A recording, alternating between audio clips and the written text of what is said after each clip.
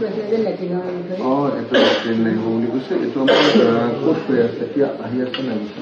ফুটা-চুটা পকাইছে কাৰণে উটাই লৈ গুচি গ'লগৈ। এতিয়া এনেই বাঁহৰকে আৰু মুকলিমূৰীয়াকৈ তাৰমানে কৰি আছোঁ। সেইটো কাৰণে মোৰ এতিয়া বিশেষ প্ৰয়োজন। কোনডোখৰত আপোনাৰ ঘৰটো? খনামুখত খনামুখ নপাওঁ। এইটো ল'ৰা ছোৱালী কিবা এটা এৰেঞ্জমেণ্ট আমি কৰিম দিয়া।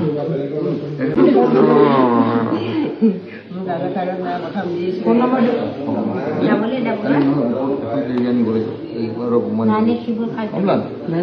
983452 তেখেতক কৰ্মটো আমি দিব লাগিব। তুমি ধুনীয়াকৈ হেৰি কৰিবা।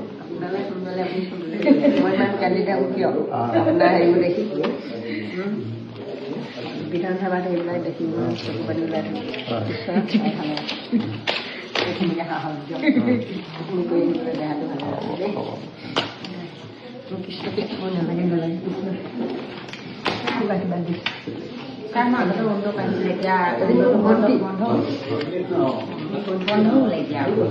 হ'ব, আপুনি এখন দৰখাস্ত দুইজনীয়ে দি থৈ যাওক, মই দুইজনীকে দি দিম নাই। এতিয়া আমাৰ 4000 টকা অৰুণোদয় আহিব। কথা পাতি লোৱা মই কৰি আছো। মই কিবা এটা চিষ্টেম কৰি কৰাই আছো দেই। সকলোকে আকৌ এবাৰ নমস্কাৰ দি এইবাৰ মই জুবিনদাৰ মৃত্যুৰ তদন্ত আৰু চাৰ্জশ্বিট সম্পৰ্কে কিছু কথা আপোনালোকৰ সন্মুখত দাঙি ধৰিব খুজিছো। জুবিনদাই 19 ছেপ্টেম্বৰত মৃত্যুবৰণ কৰিছিল। আজি 19 ছেপ্টেম্বৰৰ পাছত 19 অক্টোবৰ, 19 নৱেম্বৰ আৰু 19 ডিচেম্বৰ 3 মাহ হ'বলৈ আৰু কেইদিনমান বাকী আছে। 3 মাহ বাকী থকা অৱস্থাত, 3 মাহ হ'লে কেইটামান দিন বাকী থকা অৱস্থাত আজি অলপ আগতে মুন্না প্ৰসাদ গুপ্তা SITৰ যিজন মুৰব্বী, তেওঁ ঘোষণা কৰিছে যে অহা 12 ডিচেম্বৰত জুবিনদাৰ চাৰ্জশ্বিট দাখিল কৰা হ'ব। ইয়াৰ আগতে অসমৰ মুখ্যমন্ত্ৰীয়ে কেইবাবাৰো ঘোষণা কৰিলে যে 8 ডিচেম্বৰত চাৰ্জশ্বিট দাখিল কৰিম। 8 ডিচেম্বৰত চাৰ্জশ্বিট দাখিল কৰিম বুলি তেখেতে ঘোষণা কৰিলে। তাৰপিছত অসমৰ মুখ্যমন্ত্ৰীয়ে ক'লে যে 8 ডিচেম্বৰত হয়তো নহ'বগে পাৰে, 18 তাৰিখৰ আগত আমি দিম। কাৰণ ক'লে যে 3500 কিমান কপি আছে, তাতে মানে পৃষ্ঠা আছে, সেইবিলাক ফটোষ্টেট কৰিব লাগিব, কেইবাটাও ছেট বনাব লাগিব, এনেকে ক'লে। কিন্তু মুখ্যমন্ত্ৰী এজনে আগতেই ডেট ঘোষণা কৰি দিছে, তাৰপিছত বাৰম্বাৰ সেই কথাটো সলাই আছে। এইটো দৃষ্টিকোণটো নহয়নে বাৰু? যদি 18 তাৰিখলৈকে সময় আছে, 18 তাৰিখৰ ভিতৰত জমা দিব লাগে, কিন্তু তথাপিও সেইটো দৃষ্টিকোণটো নহয়নে বাৰু? নিশ্চয় দৃষ্টিকোণটো নহয় জানো?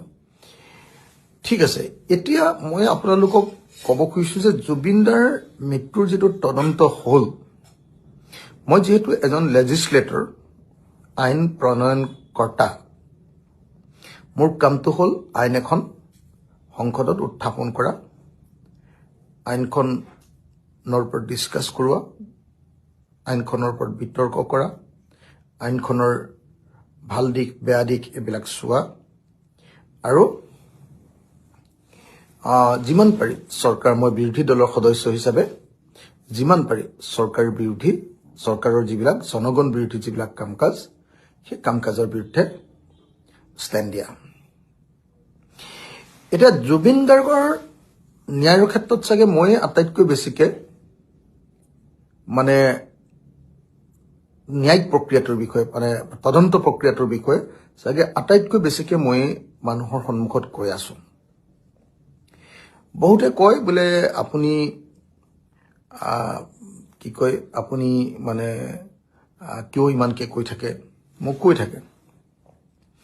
কিন্তু মই আপোনালোকক এটা কথা কওঁ, জুবিন দা, আমাৰ মৰমৰ জুবিন দা আমাৰ যুগৰ আটাইতকৈ ডাঙৰ গায়ক।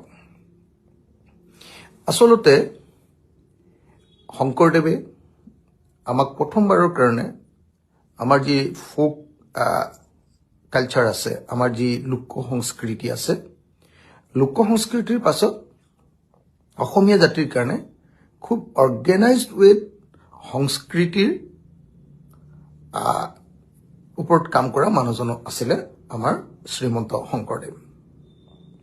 শংকৰদেৱে আমাক অসমীয়া জাতিৰ ক্লাছিকেল সং কেনেকুৱা হ'ব, অৰ্থাৎ বৰগীত কেনেকুৱা হ'ব, অসমীয়া জাতিৰ ক্লাছিকেল ডান্স কেনেকুৱা হ'ব, অৰ্থাৎ আমাৰ যিটো সত্ৰীয়া নৃত্য বা শংকৰী নৃত্য যি নাম কৈ দিয়ে সেইটোক লৈ বিতৰ্ক কৰি থাকে মানুহে, সেইটো কেনেকুৱা হ'ব, সেইটো প্ৰথমবাৰৰ কাৰণে শংকৰদেৱে আৰম্ভ কৰিছিলে।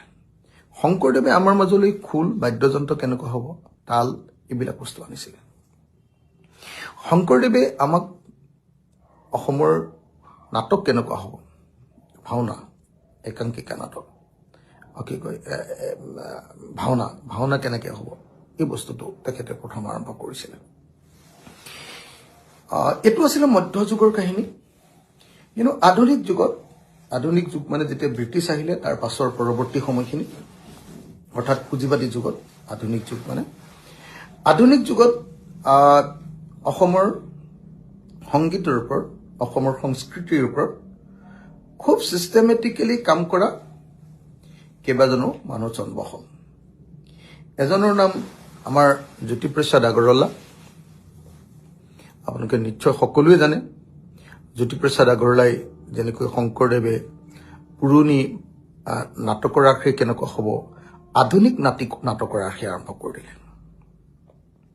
অসমীয়া আধুনিক নাটকৰ যুগ আৰম্ভ কৰি দিলে আমাৰ জ্যোতিপ্ৰসাদ আগৰৱালাই। যেনেকৈ শংকৰদেৱে বৰগীত আৰম্ভ কৰি দিলে, আমাৰ জ্যোতিপ্ৰসাদে আধুনিক গীত গছে পাতি দিলে ফুলৰে শৰাই, এই বস্তুটো আৰম্ভ কৰি দিলে জ্যোতিপ্ৰসাদে। নিশ্চয় আপোনালোকে সকলোৱে জানে, মই ক'বলগীয়া কথা নহয়, তথাপি মই আপোনালোকক আঙুলিয়াই দি যাব খুজিছো। জ্যোতিপ্ৰসাদেই প্ৰথম অসমীয়া চিনেমা তৈয়াৰ কৰিলে। গতিকে নতুনকৈ তেতিয়াহ'লে আধুনিক যুগত আটাইতকৈ বেছিকৈ কাম কৰা মানুহজন কোন হৈ গ'ল?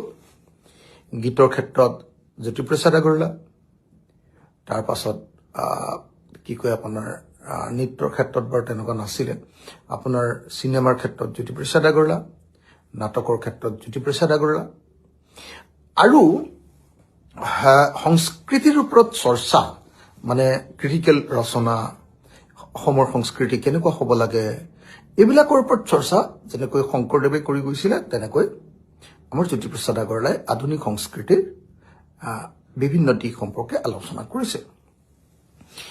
জ্যোতিপ্ৰসাদ আগৰৱালাৰ ভাৰতৰ স্বাধীনতা সংগ্ৰামৰ সময়খিনিত এই কামখিনি কৰিছিলে। তেখেতৰ গীতবিলাক ভাৰতৰ স্বাধীনতা সংগ্ৰামৰ অংগাংগী এটা অংগত পৰিণত হৈছিলে। আপোনালোকে জানি সুখী হ'ব যে শংকৰদেৱে যেনেকৈ অসমত নাম ধৰ্ম প্ৰৱৰ্তন কৰিবৰ কাৰণে, বৈষ্ণৱ ধৰ্ম বা ভক্তিবাদ প্ৰচাৰ কৰিবৰ কাৰণে যেনেকৈ এইবিলাকক ব্যৱহাৰ কৰিছিলে সংস্কৃতি, তেনেকৈ জ্যোতিপ্ৰসাদে আমাৰ আধুনিক গীত, আধুনিক নাটক, আধুনিক চিনেমা, এইবিলাকৰ জৰিয়তে অসমীয়া জাতীয় প্ৰশ্নসমূহ উত্থাপন কৰিছিলে। ভাৰতৰ স্বাধীনতা সংগ্ৰামৰ পৰাই আৰম্ভ হৈছে। তাৰ পাছত ভাৰতৰ স্বাধীনতা সংগ্ৰামৰ সফলতা বিফলতা, তাৰ সম্পৰ্কে অসমীয়া মানুহৰ সমালোচনাত্মক ক্ৰিটিকেল দৃষ্টিভংগী, যে এই স্বাধীনতাই আচল স্বাধীনতা আনিলে নে নাই, আৰু এই স্বাধীনতাতকৈ আমাক আৰু বেছি স্বাধীনতা লাগিব, যাক শ্ৰেণী সংগ্ৰাম বুলি কৈছিলে, সেই দৃষ্টিকোণেৰে অসমত কাম কৰা মানুহ আছিলে কমিউনিষ্ট পাৰ্টিৰ মানুহবিলাক। আৰু তাৰে মাজৰ পৰা এজন মানুহৰ জন্ম হৈছিল, সেই মানুহজনৰ নাম বিষ্ণুপ্ৰসাদ ৰাভা। মই এইটো কোৱাৰ কোনো প্ৰয়োজনেই নাই, আপোনালোকে সকলোৱে জানে যে বিষ্ণু ৰাভাই হাতত এফালেদি বন্দুক তুলি লৈছিলে, আনফালেদি তেওঁ একদম ধুনীয়া ধুনীয়া প্ৰেমৰ গীত, বিপ্লৱৰ গীত, আৰু বিশেষকৈ তেওঁৰ তাত্ত্বিক ৰচনাবিলাক খুব ইম্পৰ্টেণ্ট আছিলে। বিষ্ণু ৰাভাই অসমীয়া সংগীতৰ এটা নতুন ধাৰা তৈয়াৰ কৰি দিছিলে। তাৰ পাছত বিষ্ণু ৰাভাৰ পাছতেই ভাৰতৰ স্বাধীনতা সংগ্ৰাম, কমিউনিষ্ট পাৰ্টি, এই দুইটাৰ পাছত, তাৰমানে জ্যোতিপ্ৰসাদ আৰু বিষ্ণু ৰাভাৰ পাছত এই দুইটাৰ মাজৰ মানে এটা প্ৰগতিশীল জাতীয়তাবাদী খুব কালচাৰ এটা কালচাৰ এবাৰ আমাক প্ৰতিনিধিত্ব কৰিলে আমাৰ ভূপেন দাই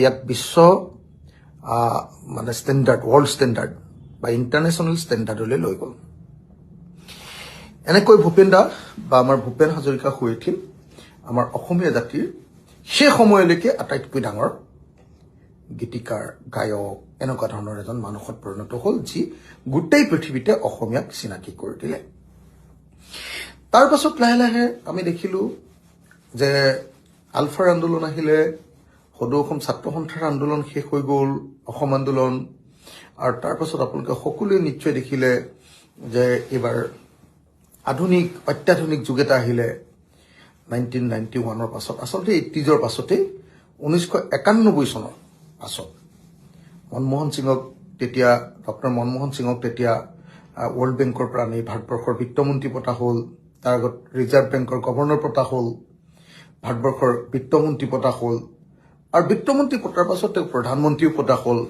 আৰু অসম বা ভাৰতবৰ্ষত এটা নতুন যুগ আৰম্ভ হ'ল যিটোক নিউ লিবাৰেল এজ বুলি কোৱা হয় নব্য উদাৰীকৰণৰ যুগ এই নব্য উদাৰীকৰণ যুগৰ মূল বস্তুটো হ'ল লিবাৰেলাইজেশ্যন প্ৰাইভেটাইজেশ্যন এণ্ড গ্লবেলাইজেশ্যন এই লিবাৰেলাইজেশ্যন বা আমাৰ দেশৰ সম্পদ পৃথিৱীৰ যিকোনো এটা কোম্পানী আহি আমাৰ ইয়াৰ পৰা লুটি নিব পাৰিব আমাৰ দেশৰ ব্যৱসায় পৃথিৱীৰ যিকোনো এটা কোম্পানী আহি আমাৰ দেশত বিনা আয়াসত কৰিব পাৰিব ইয়াৰ আগতে মানে ফেৰাটেৰা আছিলে মানে আমাৰ দেশৰ যিখিনি বস্তু উৎপাদন বেছিকৈ হয় সেইবিলাক বস্তু আমি বাহিৰলৈ বিক্ৰী কৰোঁ কিন্তু সেইবিলাক বস্তু আমি আমাৰ দেশলৈ আনিবলৈ নিদিওঁ আমাৰ ব্যৱসায় বাণিজ্য বেয়া হৈ যায় বুলি ভাবি আমাৰ উৎপাদন বেয়া হৈ যায় বুলি ভাবি কিন্তু গ্লবেলাইজেশ্যনে কি কৰিলে গোটেই সম্পৰ্কটো বদলাই দিলে আৰু গ্লবেলাইজেশ্যনে গোটেই পৃথিৱীৰ সংস্কৃতিটো দেশৰ কোণে চুকে চবতে বিয়পাই দিলে তেনেকুৱা এটা সংস্কৃতি হ'ল পপ ৰক পপ বুলি কয় পপ ৰক এনেকুৱা ধৰণৰ এই যিটো সংস্কৃতি পপ ৰকটো আকৌ আচলতে এটা হ'ল কি ব্যৱস্থাটোৰ বিৰুদ্ধে এটা প্ৰতিবাদ পৃথিৱীৰ য'তে পপ আছে তাতে চৰকাৰৰ পক্ষত কথা নকয় তাতে ব্যৱস্থাটো ৰাষ্ট্ৰযন্ত্ৰটোৰ পক্ষত কথা নকয় তাত ৰাষ্ট্ৰযন্ত্ৰটো সমালোচনা কৰে মানুহৰ দুখ দুৰ্দশাবিলাক তুলি ধৰে আৰু সেইকাৰণে পপ ৰক এইবিলাক বস্তু সদায় এণ্টি এষ্টাব্লিছমেণ্ট বা ব্যৱস্থা বিৰোধী এটা বস্তু আমাৰ অসমত প্ৰথমবাৰৰ কাৰণে সেই পপ ৰকৰ ব্যৱহাৰ বোধ হয় জিতুল সোণোৱাল আৰু কি দাস আছিলে আমাৰ দাস ডাঙৰীয়া তেখেতসকলে আৰম্ভ কৰিছিলে আৰু সেইটোক আচলতে তুলি তালি ডাঙৰ দীঘল কৰিছিলে আমাৰ জুবিন দাই পপ আৰু ৰক এইটো কি কৰিলে অসমীয়াকৰণ কৰিলে পপ আৰু ৰকক অসমীয়াকৰণ কৰিলে আৰু অসমীয়াকৰণ কৰি ঠিক একদম অসমীয়া ভাষাত পৃথিৱীৰ বিভিন্ন দেশত চলি থকা ৰক পপৰ বিভিন্ন ষ্টেণ্ডাৰ্ডত কি কৰিলে আমাৰ অসমীয়াক তাৰ সোৱাদ দিবলৈ ধৰিলে আপুনি দেখিবলৈ পাব ৰক পপ এইবিলাকৰ গায়কবিলাকে যেনেকৈ সদায় ব্যৱস্থাটোৰ বিৰুদ্ধে কথা কয় জুবিন দাই সদায় চৰকাৰৰ বিৰুদ্ধে ৰাষ্ট্ৰযন্ত্ৰৰ বিৰুদ্ধে কথা কয় আনকি তেখেতৰ বেশ ভোকা কথা বতৰা সকলোতে এটা প্ৰতিবাদ সদায় থাকে দেখিছেনে কেতিয়াবা সোঁ ভৰিত যদি এযোৰ জোতা পিন্ধে বাওঁ ভৰিত অন্য এযোৰ জোতা পিন্ধি দিয়ে দেখিছেনে আপোনালোকে ড্ৰেছটো কেতিয়াবা আপুনি দেখিব যে মহিলাৰ স্কাৰ্ট এটাকে পিন্ধি দিলে স্কাৰ্টৰ নিচিনা আৰু এদিনতো মই এয়াৰপৰ্টত মানে দিল্লী কি কয় গুৱাহাটী এয়াৰপৰ্টত মই লাইনত আছোঁ ছিকিউৰিটি চেকিঙৰ কাৰণে কাষত চকী এখনত মানে এজন মানুহ বহি আছে ওপৰৰ পিনে এনেকৈ দীঘলীয়া এটা টুপি এইটো কি বুলি কয় জানো এনেকুৱা এটা টুপি নিচিনা আছে তাৰপিছত দেখিছোঁ এই কাণখনত ডাঙৰ ডাঙৰ এনেকুৱা ডাঙৰ মানে এনেকুৱা ডাঙৰ একদম ওলমি থকা ডাঙৰ ডাঙৰ ফুলি বা ৰিং বুলি কয় নেকি ৰিং একদম ৰিং কিছুমান পিন্ধি আছে ৰিং এইফালে এপাত ৰিং পিন্ধি আছে জোতাযোৰ মানে আপুনি দেখিলে আচৰিত হ'ব জোতাযোৰ একদম এনেকুৱা বেকা বহুত দীঘল, তাৰপিছত গৈ এনেকৈ বেকা হৈ আকৌ ঘূৰি আহিছে এনেকুৱা। তাৰপাছত গোটেই ড্ৰেছটো পুৰুষে নে মহিলা একো ধৰিব নোৱাৰে, মানে বেলেগ ধৰণৰ ড্ৰেছ এটাত আছে। মইতো দেখি আৰে জুবিন দা এনেকে কৈছো, তই ক'ত যাওঁ এনেকে কৈছে। মই কৈছো মই দিল্লী যাওঁ। আপুনি ক'ত? বম্বে যাওঁ এনেকে কৈছে। তাৰপাছত মানে এনেকুৱা কথা। তো এই যে জুবিন দাৰ মাজত এই যে যিটো সকলোৱে কৰি থকা বস্তুটো নহয়, নিজৰ ধৰণে, নিজৰ চিন্তাৰে, নিজৰ দৃষ্টিভংগীৰে তেওঁ সকলো কথা কৈ দিব পাৰে। তেওঁ কোনো চৰকাৰৰ লগত নাথাকে, তেওঁ চৰকাৰৰ বিৰুদ্ধে যিকোনো কথা কৈ দিব পাৰে। সেইকাৰণে পলিটিক্স নকৰিবা বন্ধু নামৰ গানটো তেওঁ সৰ্বানন্দ সোণোৱাল আৰু হিমন্ত বিশ্ব শৰ্মাৰ বিৰুদ্ধে গাইছে। আপুনি জানি আচৰিত হ'ব যে বিজেপিৰ অতি ভাল দিনতো তেওঁ কি কৰিছে, বিজেপি এটা বটলা পাৰ্টি, এই পাৰ্টিক ভোট নিদিব বুলি কৈ দিছে। মোৰ এটা সৌভাগ্য, বহুত সাংবাদিকে মোৰ বিৰুদ্ধে আপোনাৰ জুবিন দাক বিভিন্ন কথা লগাই বিভিন্ন ধৰণৰ প্ৰশ্ন সুধিছিলে, মোৰ বিৰুদ্ধে কিবা ক'ব নেকি। জুবিন দাই জীৱনত কেতিয়াও মোৰ বিৰুদ্ধে কথা কোৱা নাছিলে, কেতিয়াও।